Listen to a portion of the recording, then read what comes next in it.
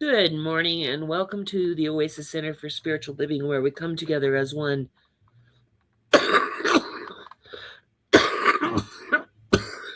providing spiritual tools for daily living. Sorry. For those of you who don't know me, I'm Reverend Tucker. I'm the senior minister here at the Oasis, and I am so blessed. God has provided me with a partner. This is the wise and powerful Oz, who is traveling by car, so hopefully we won't lose him. Because I think he's out in the country in Wisconsin at the moment. Yeah, and he's been with me basically since 1998, when I graduated from the school ministry, and he began taking classes right around then, and completed his practitioner training with me, and then became my board president. But he moved away to Florida, and so we lost the ability to have him in the service. And then we went live for the pandemic, and I said, "Hey, would you be willing to be the practitioner of the day?" And he said, "Sure." And here we are 6 years later, and I don't think either one of us thought that it was going to be every week almost, just all this time. So thank you so much for being here. What the practitioner of the day does is he does the invocation and the benediction, and he's available for the 1-minute miracle at the end. And I'll talk more about that later, but mainly just know that I'll be turning it over to him for prayer. All right. Thank you for being here, Oz. I couldn't do this without you. And then I have the adjunct music team, because I really feel like me talking for an hour is just, I don't know. I'm not comfortable with that. And so I like having a more traditional service. So the first one to ask us to do her music was Reverend Fairy Lane Silver. And so we do a lot of her music. And we used to have a choir, so we have all of it recorded with the choir singing a lot of her music. And then Karen Drucker, who gifted us at the beginning with her entire collection of 20 CDs worth of material, including karaoke files and songbooks, so we would have the lyrics to be able to do that. Since we don't have a soloist right now, we don't do that, but we do play a lot of her music. So, and then we have Albertina Giuffre, who was our soloist from 2000 to about 2021. And she, when her ex-husband passed away, she was trying to get his house ready to be sold, and she's still working on that. 2026, 5 years later, she's still working on that. He had OCD and he was a hoarder, so let's just put it that way. So she, had to have a company come in and do all this stuff. But in the meantime, she does come for what she calls the crying season, which is Mother's Day, Father's Day, Memorial Day. And she's also here for 2 weeks in the Christmas season for our Advent series. So Tina is part of the team still. That's what I'm trying to say. And I'm so blessed to have this team because, I couldn't do this without them. I could just talk, but I don't want to do that. All right, so there's a watch party button that you can click on so your friends can see what kind of service they can expect on a Sunday morning. And you can kind of chat amongst yourselves. So if they have questions, you can answer them, and it won't be a problem for anybody else. All right. I'd like to invite you now to close your eyes if that feels comfortable. Allow the service to uplift and inspire you as we move into our centering song.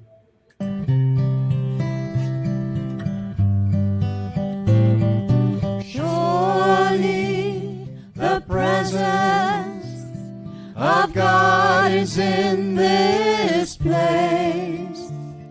I can feel the mighty power and the grace.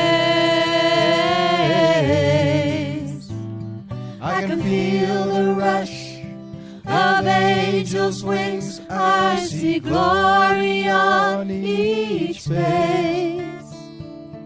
Surely presence of God is in this place.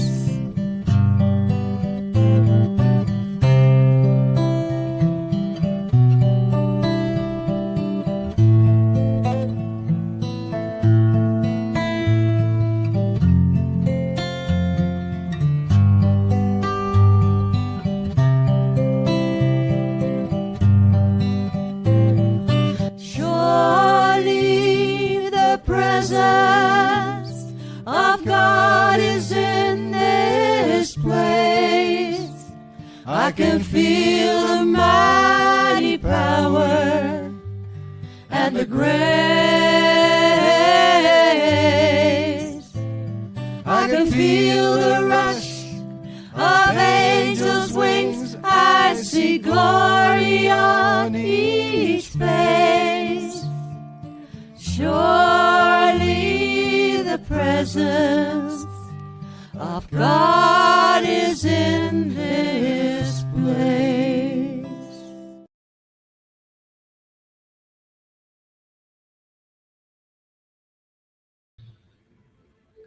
Well, it looks like we lost Oz. So, oh, here he is. He's back. Yep, he's back. There we go.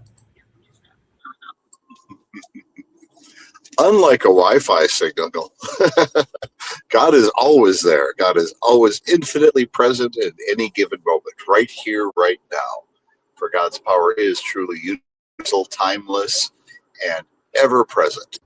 And I know that right here, right now, all of God's presence is here in each and every one of us. God is always here and now, wherever and whenever we are. So knowing that this is so, I give thanks for the presence of God in our service, and know that blessings unfold inevitably in all of their perfection. And for these things, I give great thanks, knowing it is so, and I let it be. And so it is.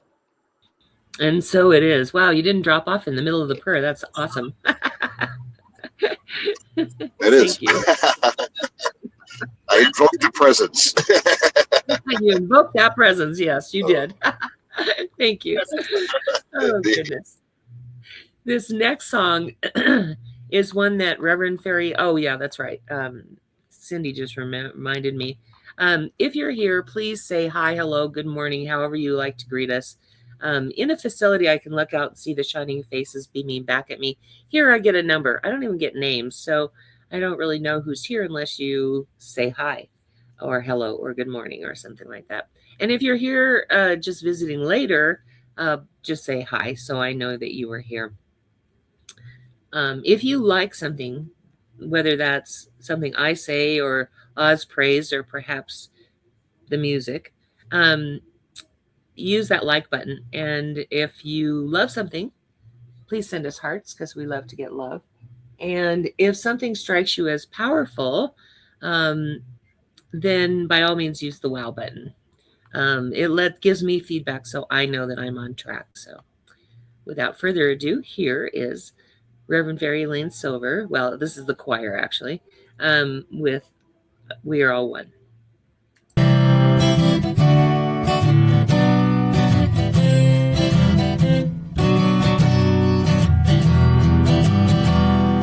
We are all one. We are all one.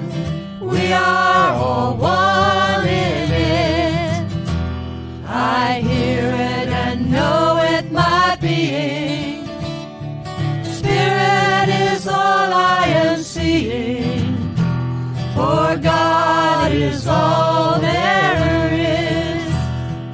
Grateful am I to be living, open to what I receive, honoring what I've been given, sharing now what I believe. I remember the oneness around me. I surrender to infinite light, knowing the love that's surrounding me is within me by day and night. And we are all one. We are all one. We are all one.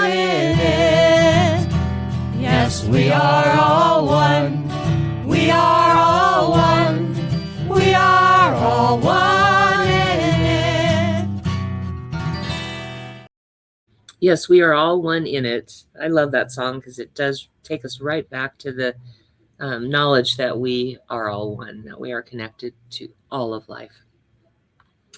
All right. I think that's all that I had except for, yep, it looks like it. Okay. Again, if you are here, please say hi, hello, good morning, however you want to greet us. Just let us know you're here. I appreciate it. You can also use the like button or love button to tell me. Cindy tells me both. she actually comments hello and then hits the love button, which I appreciate so much. All right. So we are going to be talking about attachment involvement today. We are doing a series, a 10-week series, based on the book that I wrote, 10 Weeks on the Road to Prosperity. And along the way, we have various stops. Instead of taking in the sites, we're learning new tools for each week. Each stop represents a spiritual practice that we're going to do and a spiritual principle or a law. The first week, we filled out a worksheet that listed all of our income and all of our expenses and introduced the idea of tithing not only to God, but to ourselves. Because if you're like me, almost everybody on the planet does this. We pay our bills first, and if there's anything left over for us, we claim it. This sets forth you getting, putting away 10% for yourself, but we're stepping up to it. The first week we did 1%. Last week we did 2%. This week we're going to do 3%. But what that does is that puts you first, well, second, puts God first and then you second.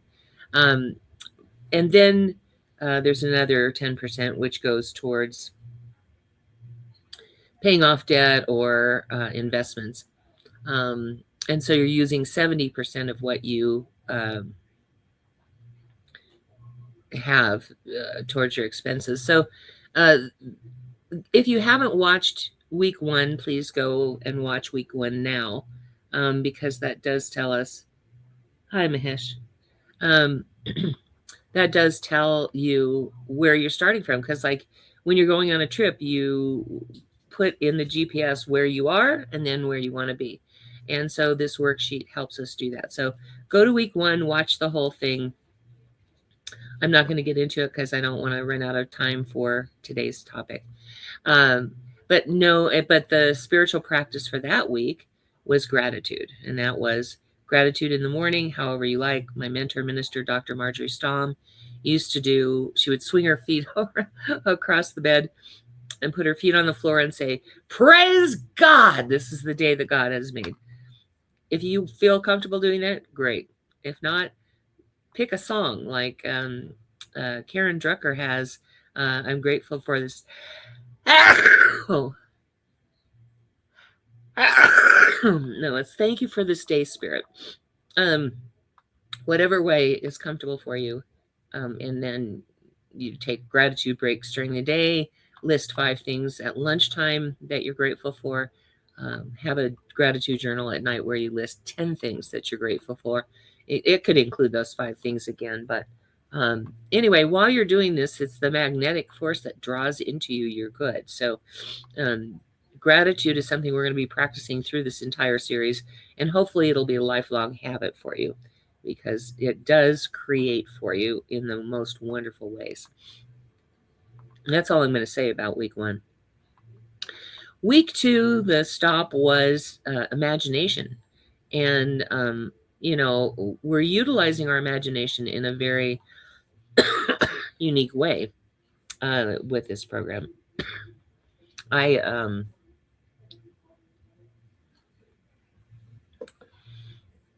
ran across this program years ago, like 30 years ago, called a mental bank account, where we gave ourselves money in this bank account, in this mental bank account, for picking up poop in the yard because we didn't like doing it.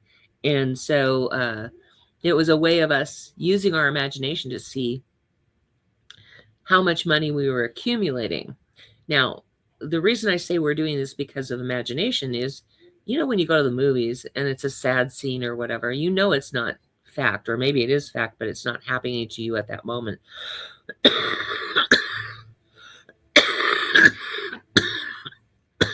And yet you may cry. I'm sorry, I'm really stuffed up this morning. And you might find yourself crying. Or if it's an action movie, you might find yourself getting all like full of adrenaline.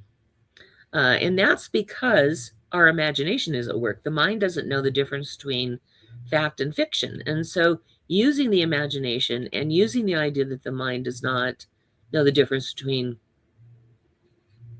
fact or fiction, we are using, I've developed what's a spiritual bank account instead of a mental bank account, because it's all about spiritual practices. So every time you did a gratitude, you got $100 for that in this spiritual bank account.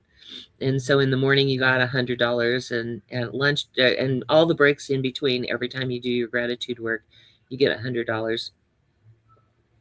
And then at lunchtime, when you list 5 things, you get $500. And then at night, when you do 10 things, you get $1,000. So you can see that it adds up quite quickly.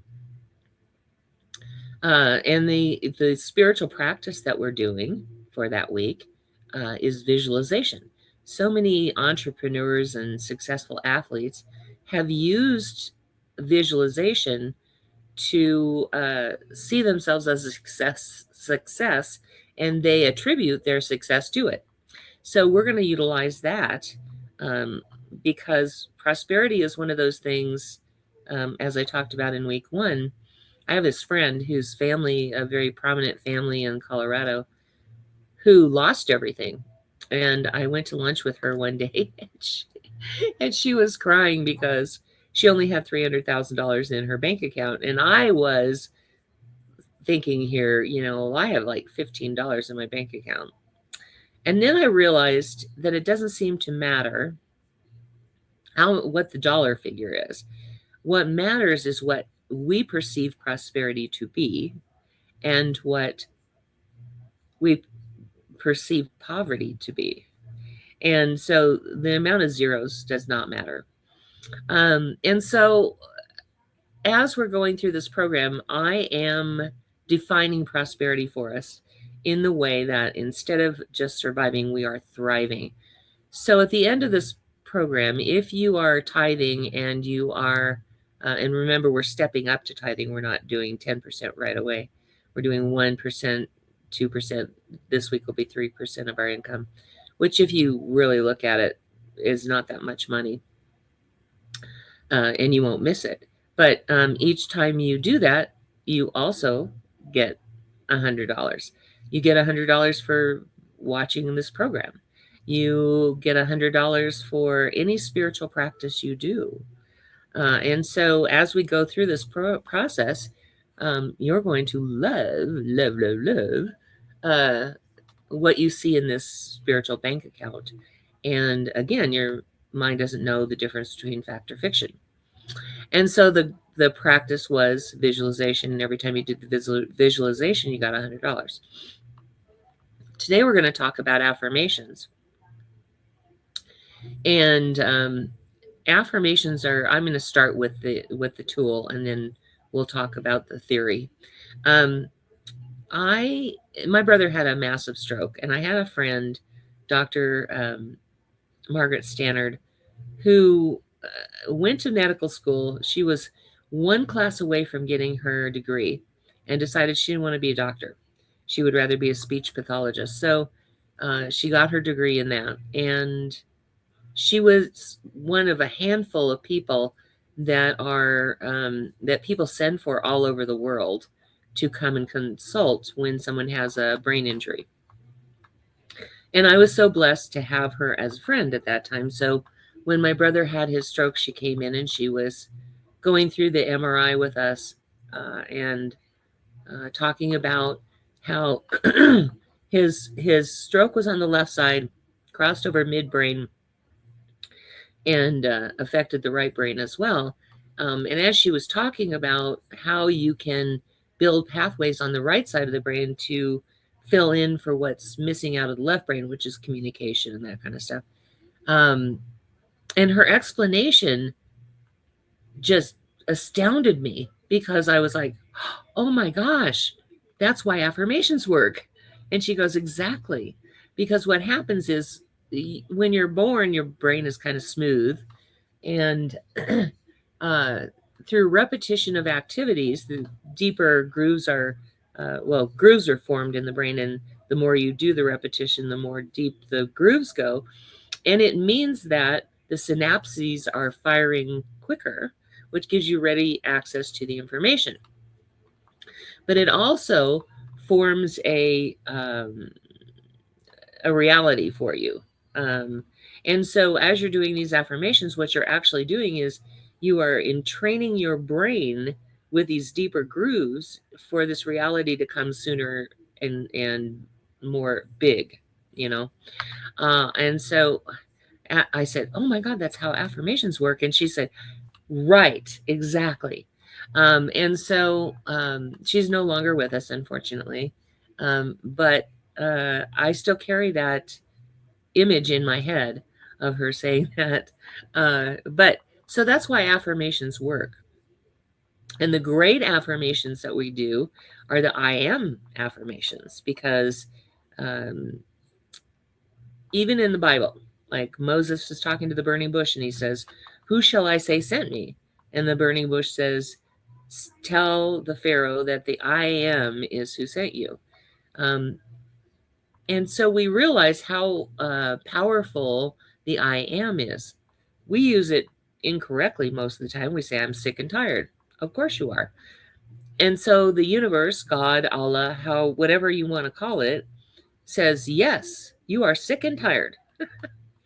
And so we want to use it in a more positive sense, not in the past, not in the future. Like, it's not, this happened to me, or it's going to happen, but this is happening right now. So you say, I am prosperous. I am loved. I am healthy. Those are the ones that are the most powerful. We want to make sure we're using our own words. That's why our version of prosperity is so important, because in order for me to claim I am prosperous, I have to know what that means. I don't know about you, but I've attracted to myself some things that I thought I wanted. And once I got them, I was like, that's not exactly what I wanted, because it's the thing instead of what the deeper quest is, right? So when we're doing our affirmations, we want to make sure we're connecting up with the languaging that affects us in a positive way. Now, you also want to take into account your mental equivalence. So I know in the first week we talked a little bit about the creative process, and I will be continuing to display that and talk about it. But the subjective mind in the middle is really like a computer hard drive, where it saves every experience we've ever had and all of our reactions to every experience we've ever had. And so if I'm too far out of my comfort zone with what I'm trying to create, the subjective mind is going to pop up and go, nope, you can't have that, or you don't deserve it, or whatever. So we want to stretch ourselves a little bit. We want to make sure that we're not completely in our comfort zone, but we don't want to stretch too far past it. And so,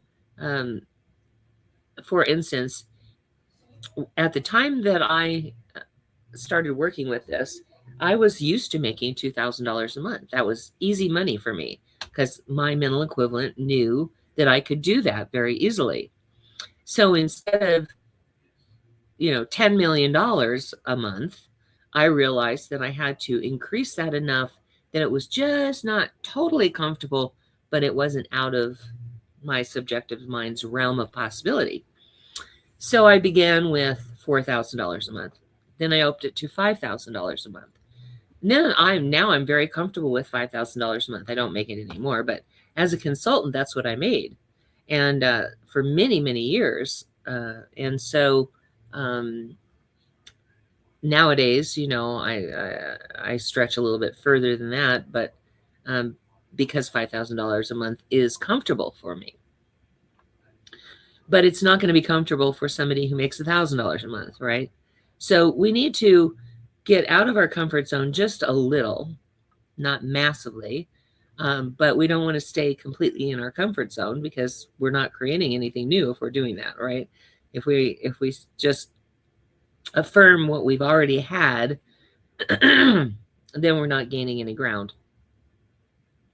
So we're going to work with affirmations like I started out with, I now easily and effortlessly attain and maintain an income of $4,000 a month. And then it became $5,000 a month. And it worked. At the time I was making $2,000. I ended up with $4,000. Then I ended up with $5,000 a month. And so we want to, that's a really good affirmation, by the way. Not only I am prosperous, but I tag on to it. I now easily and effortlessly attain and maintain X amount of dollars a month or more.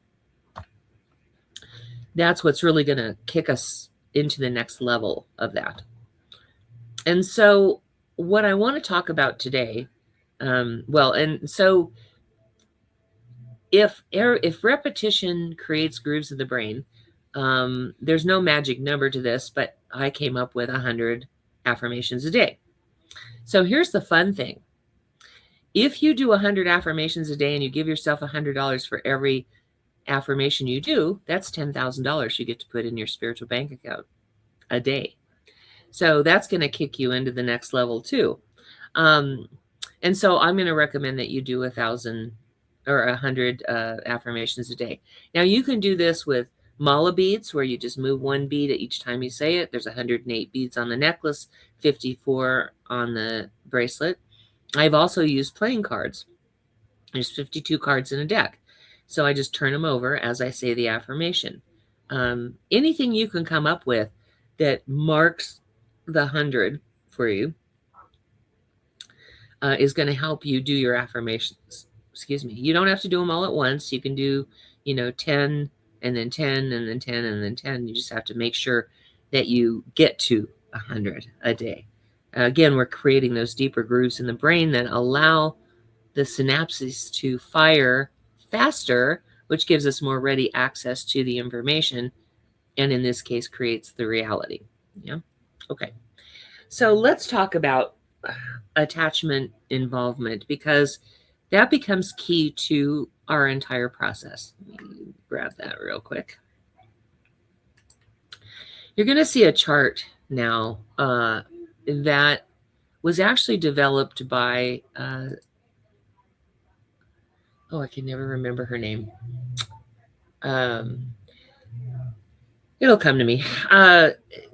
They did a workshop at Mile High, and I really keyed into this one because it is so important.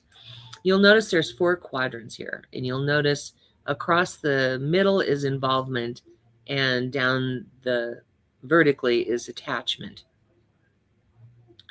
And so the top left quadrant is the complaint quadrant. This is where you have low involvement and high attachment. Now, what does low involvement mean? It means that we don't actually participate in anything, but we want to complain because we have a high attachment to the outcome. Now, you can be attached to a person, a place, or a thing. It doesn't really matter. But your attachment is what matters, because it tells us where we are in the process. This particular quadrant is called the victim quadrant. And that's because we feel like we can't affect any change, so all we can do is complain. And this is where activism starts, because you have people who are very attached to an outcome who really don't have any involvement, but they let their grievances be known, right? And that's where, the activists step in and start helping. It is, let me say, first of all, that we rotate through all of these quadrants. in a perfect world, we'd all live in the effectiveness quadrant, but that's not going to happen 100% of the time. I strive for it, and I'm not perfect, and I get there occasionally, but I don't always. I'm not able to stay in it 100% of the time. But anyway, this complaint quadrant is important to the process because without it, we would not know that something is wrong. But it is feeling victimized by these circumstances. You're in a job, for instance, and nothing you say changes anything, but you feel like you need to complain anyway because you need to make your feelings heard. Or maybe it's a relationship. You ever been in one of those relationships where you complain and complain and nothing ever changes? Yeah. Again, you know that nothing you say is going to change anything, but you're still going to say it because you need to get your feelings out. Okay. All right. On the bottom left is the hopelessness quadrant. And this is where there's no involvement and no attachment. This is basically when you've given up. A lot of people turn to drugs and alcohol in this quadrant because you feel like nothing you say is going to make a difference, so why try? You're not complaining anymore because who cares? And the only part of this, I think all of these are important to the process, but the only place that I feel like the hopelessness quadrant is important is in the grieving process. Because in the grieving process, you are withdrawing from the world and doing your work, but you're not, you don't want to see anybody, I don't know how many of you know this, but I have lost so many people. I've lost like 20 people since the beginning of the pandemic. I've lost about 20 people, and some of them very, very, very important to me. I've lost almost all of my mentor ministers. Actually, I've lost all my mentor ministers. I have friends that are sort of mentoring, but they're not really officially my mentor ministers. Dr. Marjorie Stamm is gone. Dr. Fred Vogt is gone. Dr. Kathleen Vogt is gone. Dr. Marlene Morris is gone. And even the person that I studied with on the Red Path, the Native American path, is gone. She passed away right after Lynn. And so, my sister died, let's see, it's been 3 years, almost 4, on February 21st. And then a year later, on February 21st, my husband died. Yes, the exact same date on my sister's anniversary. And that's been almost 3 years. And my ex-fiance, who I've known since I was 16 years old and stayed in touch with a lot, he passed away a year ago. So I live in this quadrant quite frequently. Along with all of them, I've lost some animals too. And so I'm well versed in this quadrant, let's put it that way. So much so that, in fact, my neighbor next door was buying flowers for my garden because she takes care of my garden. And she sent Faith into my house with a plant. And I looked at her and I said, yeah, that's fine. I don't care. And that's the first time. I'm usually pretty picky about flowers, but I didn't care. And that's kind of where you're at when you're in the hopelessness quadrant, especially when you're grieving. But that is the place. You don't want to stay there too terribly long. I try not to stay there very long because we have to care about life in order to continue. A lot of suicides happen in this hopelessness quadrant. And so, yea, though I walk through the valley of the shadow of death, it doesn't say I pitch a tent there. And that's really important to remember because you are moving through all of these quadrants all the time. Okay, the top right is the criticism quadrant. That's different from complaint. In the complaint quadrant, I am complaining about what I don't like. In the criticism quadrant, we are criticizing everyone and everything. It's very high involvement, very high attachment. This is where the bully or the tyrant comes in. And all we do is criticize everything, the processes, the places, the people. But this is where the activists live. Most of their world is in this criticism quadrant, because they go in, and this is the take charge one, where there's very high involvement. So with the complaint and criticism, that's where activism happens. Good to know that there is a reason for the criticism quadrant. But if it gets out of control, again, you find bullies and tyrants in there. Now, the place we want to be at is the bottom right corner here, which is the effectiveness quadrant. We're very highly involved in the process, but we have a very low attachment to how it happens. And it's the maximum fulfillment stage. This is why I strive to be there as much as I possibly can. If I could be there 100% of the time, I probably could get a lot done. But it's also a challenging quadrant, because it's where we have to allow things to happen. It is the quadrant that says you must accept your new reality. For instance, the whole mask thing. When Lynn had his lung transplant, well, probably about a year leading up to his lung transplant, I had to wear a mask. We had to wear masks everywhere we went. And this is yes, it was partly the pandemic, but it is actually the process when someone has a lung transplant for them to wear a mask everywhere they go.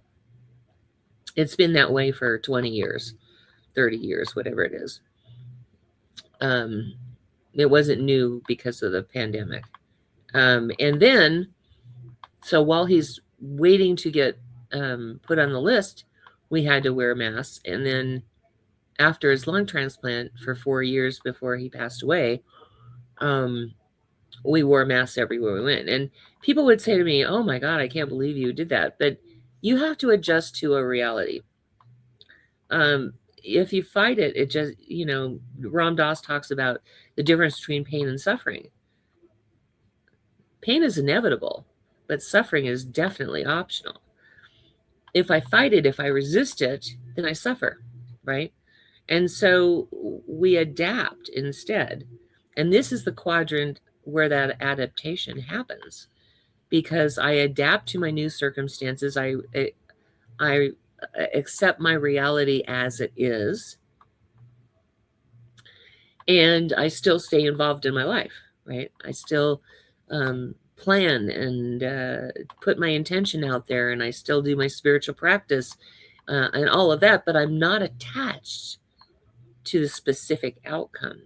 Like I said, there are times when I've prayed for something and I manifest it, and I'm like, oh, that isn't exactly, it doesn't address the piece of me that needs something, right?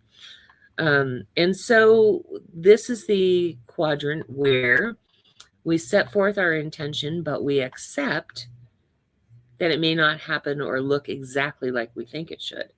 For instance, a car. You may want a specific car, and then once you get it, you're sitting in it and you're like, now I was looking for a specific type of car. I wasn't really, but I have issues with my sciatic nerve. So the car that I really wanted, the SUV I really wanted, the seams in the seat were right on my sciatic nerve. So that was not going to be an option. So Raymond Garcia, one of the Dutch Garcias, said, hey, in Europe, a lot of people drive Mercedes-Benz. And I'm like, yeah, I can't. And I found this Mercedes-Benz that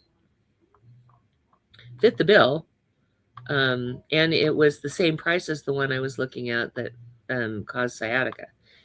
And so I went ahead and bought it. And it's interesting because There are times when I sit in that car and I think this is the best thing ever. And there are other times I sit in this car and I think, boy, this really doesn't address some of what I really, really wanted. And so it's important for us to remember that, because if we pray for what we have defined in our head as thriving prosperity, and then let God fill in the blanks, we are much better off, because then the inner need or the inner want gets addressed. Whereas if I push, like in the criticism quadrant, that's where we push. I want this. I want this. I want this. Have you ever done that? And then you get it and you're like, ugh, I don't really want this. That's what happens. And so when we push for something, we may or may not address that underlying need or want, because we've already decided that this is the thing. So in the effectiveness quadrant, we are allowing that to come forth. We set our intention. We do our spiritual processes on it, but we also are not attached to the outcome or seeing it a certain way. Okay? So that is the spiritual practice. And it is the awareness of a spiritual principle or a law. All right, so this week, we're going to continue with our spiritual practice of gratitude, giving ourselves in our spiritual bank account $100 for each time we do a gratitude. We're going to give ourselves $100 just for being here each week. We're going to give ourselves $100, or so if you're giving 3% of your income this week, you would give yourself $300 for that in your spiritual bank account. And as you can see, it's starting to add up a little bit. And when we do the affirmations, if we do 100 a day, we're going to give ourselves $10,000. So it can add up pretty fast. And that's really where we want to be. We want to start accumulating quite a big balance in that spiritual bank account. Since the mind doesn't know the difference between fact and fiction, the mind is going to create that reality for us because we're creating those deep grooves in the brain. So will you do that with me this week? Will you just notice what quadrant you're in, continue your spiritual practice, use your spiritual bank account register, do your visualization. We're just going to keep adding spiritual practices. I know it sounds like a lot, but if you just add them one at a time, it isn't so bad. And this week, you're going to do your affirmations on top of that. So will you do that with me this week? Let's have a prayer.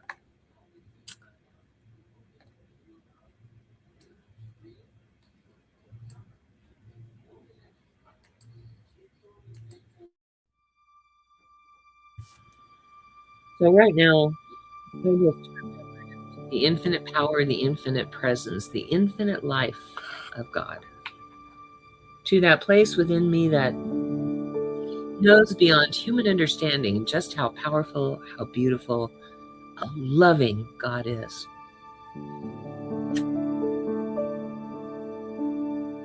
And that is where I find myself, in the midst of God, my very essence, my very life, my very being. It is who and what I am, and every thought, every action, every deed is led by that ancient wisdom of the ages that flows through all of life equally.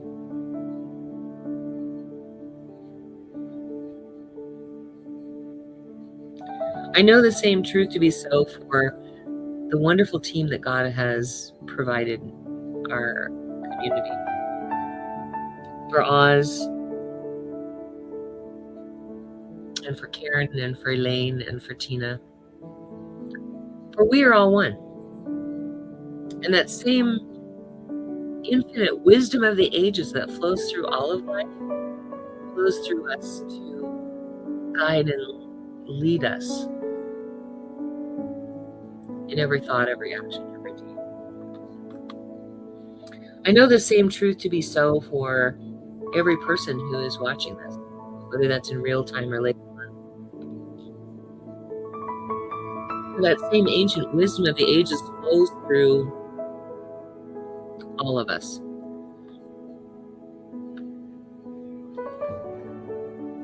Mitakuyasin, all my brethren, we are related.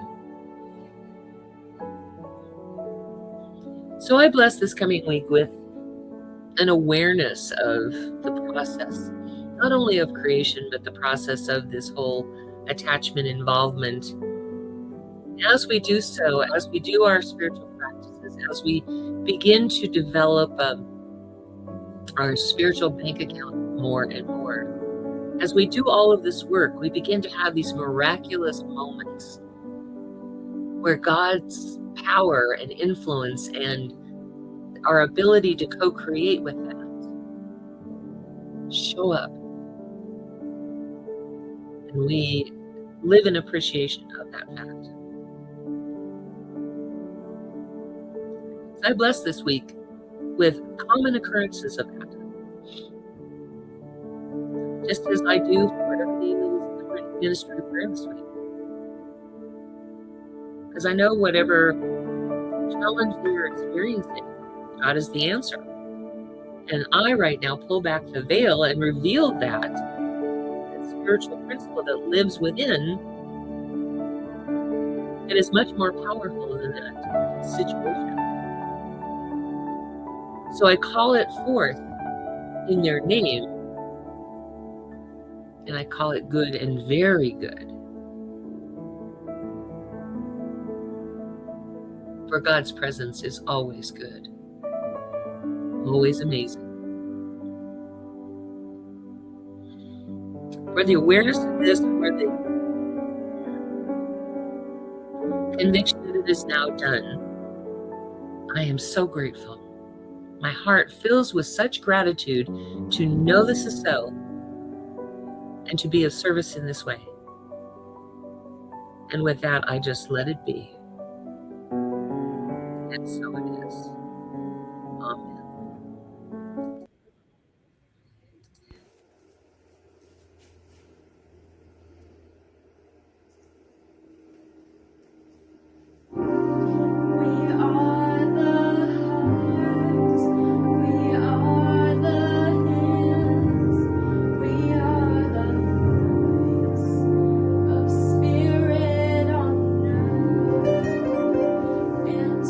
We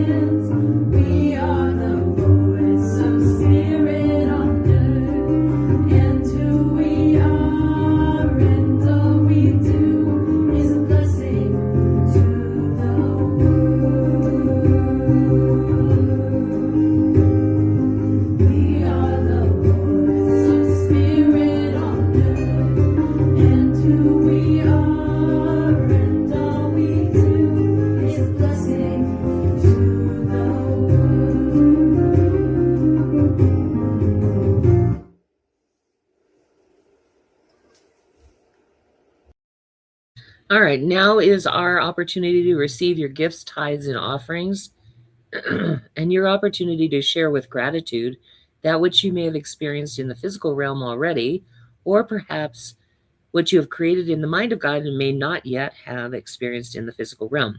So in a moment, I'm going to have you go to www.oasiscsl.org, and on the oh wow, I wonder if that I understand our website is down. I'm wondering if that is well, try to going to www.oasiscsl.org, whether you're in real time or later on, and say the offering affirmation with me.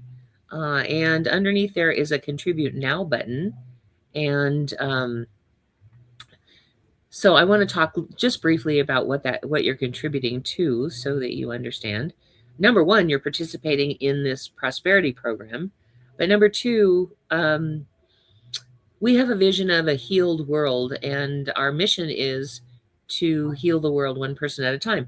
We already have people from India, Bangladesh, Philippines. There's always some that I forget. Germany, the UK or Great Britain or England, however you want to say it. The Netherlands, which is Holland.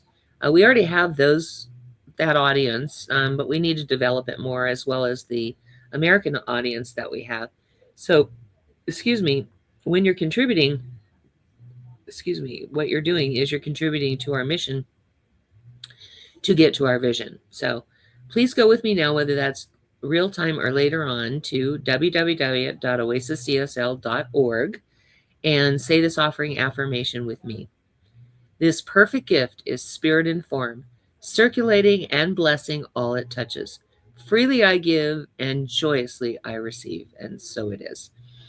By the way, if you cannot get to hit that contribute now button and do your 3% today, if you can't get to that, please DM me and let me know. I can send you another link to Zephy, which we don't pay any fees for, which I kind of like. So if you are dedicated to doing this process and you can't get to the link that is displayed on the screen right now, please DM me and let me know, and I will make sure that you can see it. Okay. All right. Now, what's up there is Reverend Fairy Elaine Silver's website. If you like the music that you hear of hers, you can. She has no ability to change the website to show form of payment. So, what you have to do is pick out the CD you want, email her, and she travels around the country singing and playing guitar. So she carries them around either in her car or her RV, whichever way her transportation takes her. But she's really good at getting it out right away as soon as she receives payment for it. So definitely, this is a great gift to give yourself or someone else. All right, then there's Karen Drucker, whose website does work. If you like some of the songs that you've been hearing, such as You Are a Blessing to the World, or the other one is, I guess that's it that we do weekly. But Faith and I have this favorite series. It's the Songs of Spirit series. And she has Songs of Spirit and then Songs of Spirit 2, 3, and 4. These are affirmations put to music. And that's what it was.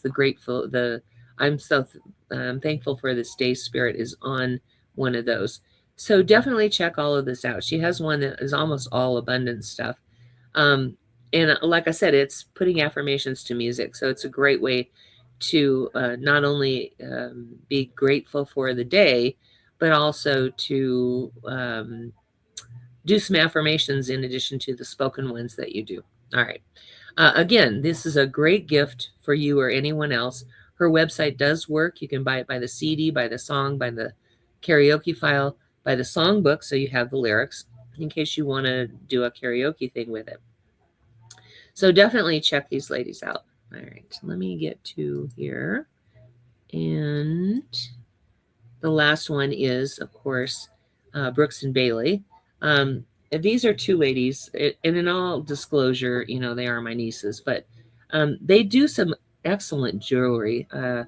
They have a bracelet that has a little circle with a bar through it, And for those of you who know, I drop things off of my wrist all the time, any bracelets I've ever had. This one in 6 years, I've only lost twice. And that's because I got it caught in my clothing, the bar. But that's a pretty good statistic for me. Anyway, all of the proceeds go to Rocky Mountain Lab Rescue, which is a very worthy cause. And you can reach them at brooksandbailey0307@gmail or on their own Facebook page. And what I try to do, if they have an event that they're working in, they have a booth there, I try to repost that as often as possible. Definitely check these ladies out. But what I really like them for is their mala beads. This one here is amethyst. And so it's $60, but they have gemstones that are $30 and $35 and up, I think it is. But you take each bead like the Buddhists and the Hindus do when they do their chants, and you do your affirmation. So I really like the mala beads. The necklace has 108 beads. The bracelets have 54, so you would use the bracelet twice in one day. And I think the bracelets are $15 to $25. Don't quote me because I'm not positive about that. But definitely check these ladies out. They're really awesome people, and their jewelry is really awesome. All right. Okay. With that, I turn this over to Oz. And I know that God's blessings are always wherever we are, for God's presence is infinite and eternal and always all around. I know the blessings of God create perfection in the way everything operates, from the smallest cell to the tiniest atom, to the largest planets, to the stars and the galaxies. It's all one thing, running in perfection, and we are all what that is. Knowing so, I release us for this week, knowing that it is good and very good, and blessings await. And I give thanks for that, and so it is. And so it is. Thank you, Oz. All right. So we're going to continue this series for another 7 weeks. So join us next week and every week at 10:30 a.m. Mountain Time, USA time, for the rest of the series. And then, of course, the summer series that we do. We're so blessed to have you here because I know there's 1,000 things you could be doing on a Sunday morning, and we are very blessed that you were here with us. So until next week, stay safe. We love you. Bye.